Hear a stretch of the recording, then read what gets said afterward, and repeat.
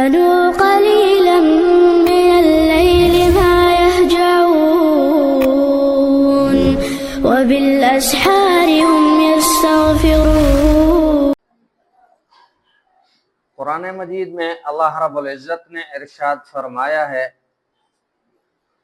کہ فَاذْكُرُونِي أَذْكُرْكُمْ، تم مجھے یاد کرو تو میں تمہیں یاد کروں۔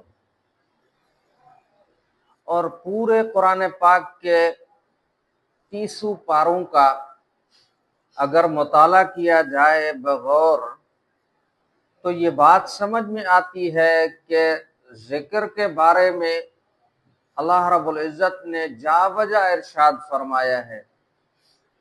یہاں تک کہ نماز کے بارے میں بھی اللہ رب العزت نے ارشاد فرمایا اقیم الصلاۃ لذکری، تم نماز قائم کرو میری یاد کے لیے، میرے ذکر کے لیے۔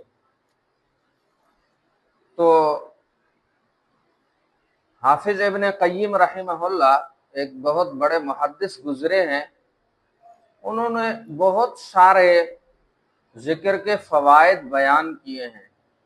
اس میں ایک ذکر کا فائدہ یہ بھی لکھا ہے کہ جو بندہ کثرت کے ساتھ ذکر کرتا ہے اس کا دماغ اور دل قوی بن جاتا ہے، وہ بندہ پھر جو ارادہ کرتا ہے پھر اس ارادے کے پیچھے اسی کام میں لگتا ہے، اور بالآخر وہ کام اللہ رب العزت اپنی یاد کے طفیل پھر اس کام کو اللہ رب العزت پائے تکمیل تک پہنچا دیتے ہیں۔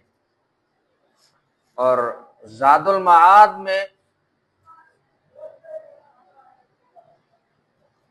کنز العمال میں ایک حدیث مبارکہ آتی ہے کہ جب ایمان والا بندہ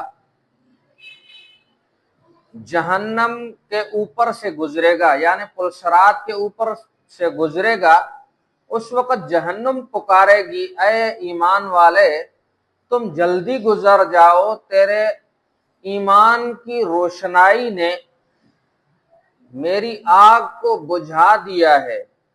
تو یہ نور ایمان ذکر کے ساتھ بڑھتا ہی رہتا ہے۔